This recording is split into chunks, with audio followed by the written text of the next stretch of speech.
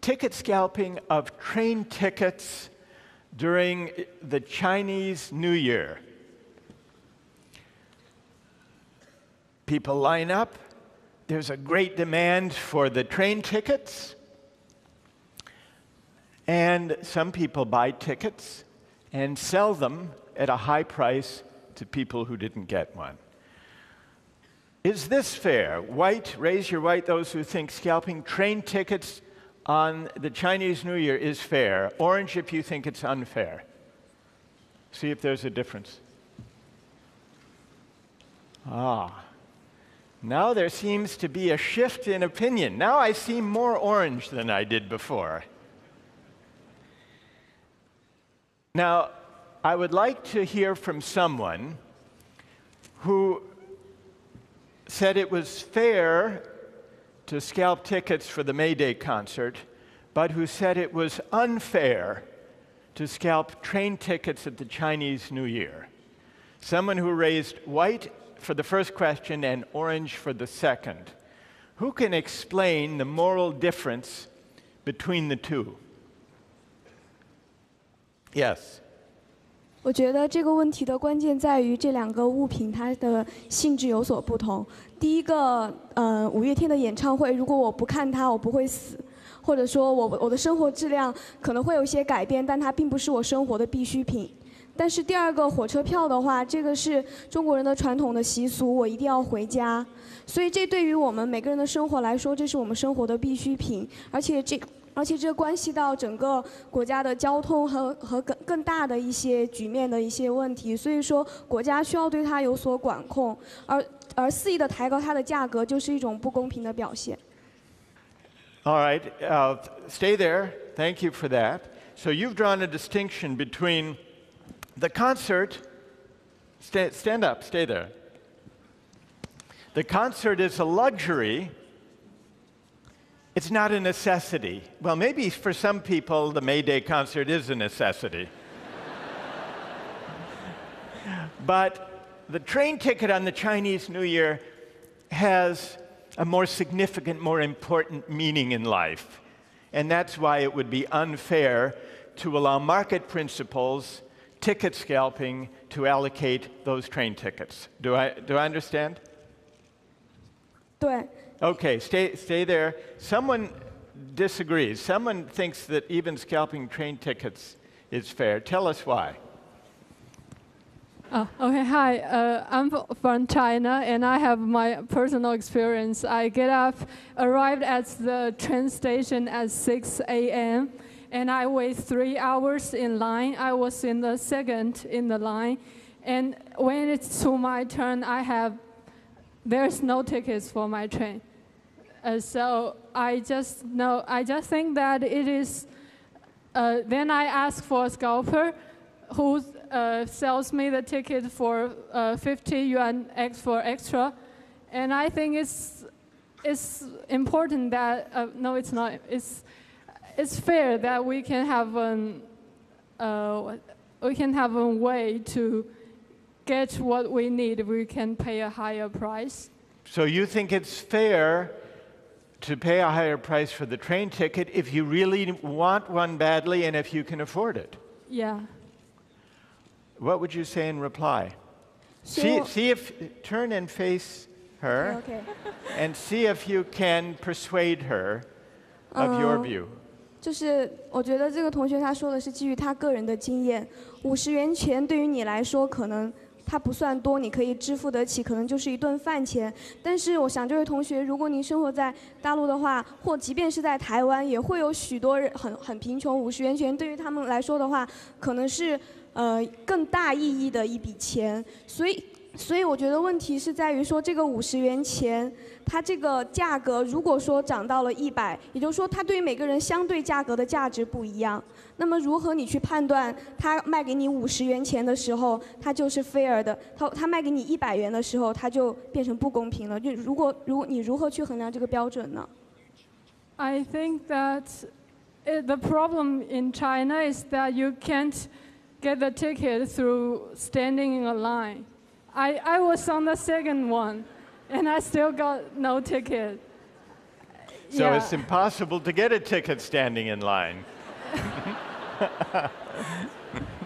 You were the Yeah. second person in line and the tickets were Yeah. already gone. I waited there for 3 hours long, and I Yeah. still got no tickets. Well, now how does that happen? Did that first person, the one person ahead of you, buy all the train tickets?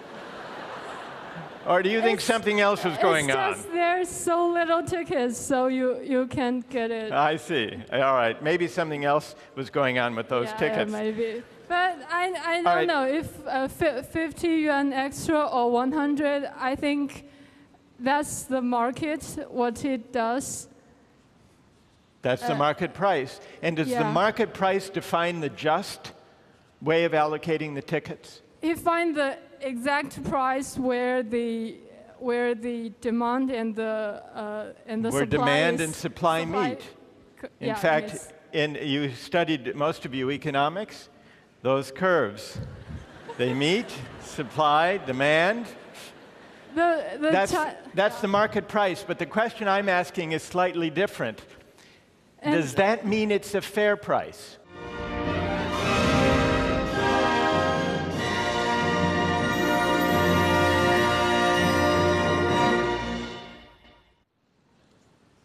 Yeah, I think the Chinese tickets are underpriced. Okay, maybe so. So the price they charge at the ticket window may be underpriced relative to demand. All right, let me ask about another. You distinguish between the tickets to a May Day concert and the train tickets at the Chinese New Year. Now, let me offer you a third case. Do you think it would be fair to scalp tickets to a philosophy lecture?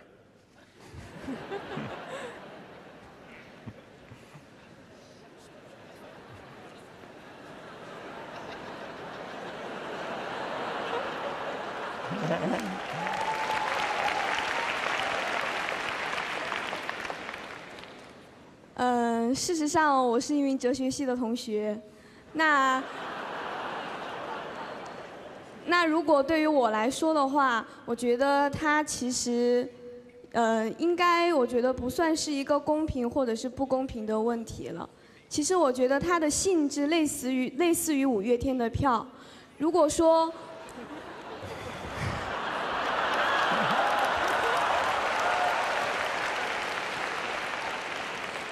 就是有一些人不去听五月天的演唱会，他会死，比如我的室友。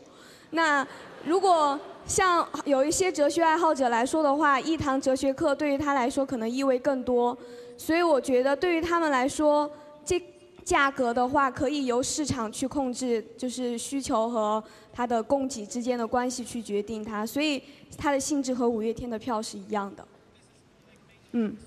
这是我的答案。That's what you think of philosophy? I think I might rather be like the train ticket. Let me ask about one other. For those, we've heard some strong defenders of the law of supply and demand, not only as an economic principle, but also as an ethical principle. Let's take one other case of ticket scalping or paying to get access to a service. Suppose you need surgery, and many people need surgery, and there aren't enough qualified surgeons to schedule everyone, at least to give them an early appointment. Is it fair that if there are tickets being sold, appointment tickets for a surgeon, which happens in some places, is there anything wrong with some people waiting online for a long time, taking the appointment ticket, and then selling it to the highest bidder, someone willing to pay a lot of money to gain early access to medical care. Let's have a show of your programs. Raise the white side of your program if you think it's fair in the case of access to the surgeon. Orange if you think it's unfair.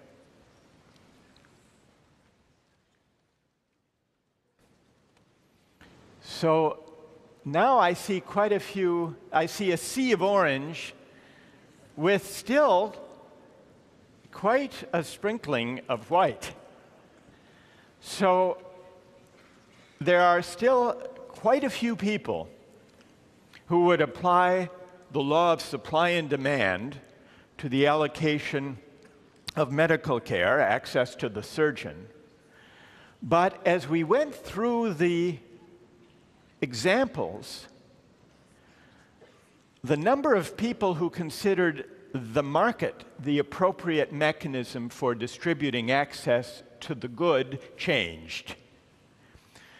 What does this tell us about the relation between market reasoning and moral reasoning?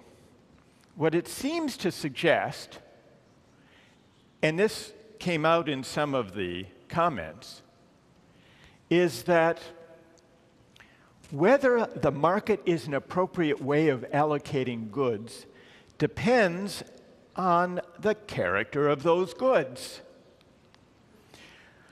It seems to matter whether the good is regarded as a public good or as a private good, as a basic necessity or a kind of a luxury, like the concert. And in the case of medical care, access to the surgeon, I suspect the reason more people considered the market an inappropriate mechanism for allocating access to the surgeon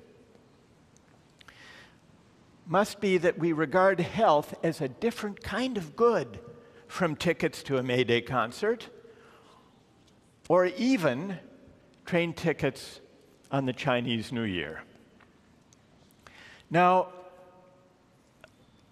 we already have, notice we haven't resolved any of these questions, but we've begun to clarify some of the ethical issues at stake. It seems that many people, those who changed from white to orange as the case has changed, do believe that the appropriate way of distributing access to a good depends on the centrality or the moral importance or the necessity of that good. Let's shift from ticket scalping to another use of market reasoning, cash incentives to encourage certain kinds of behavior.